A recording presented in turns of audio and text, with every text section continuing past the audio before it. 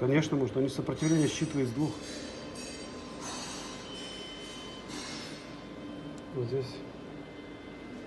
Здесь минус.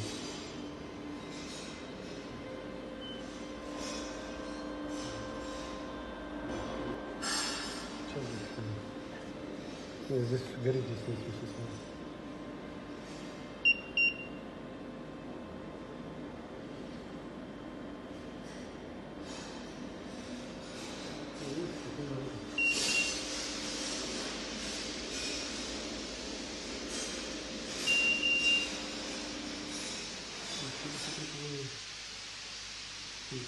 Давай проверим его, посмотрим.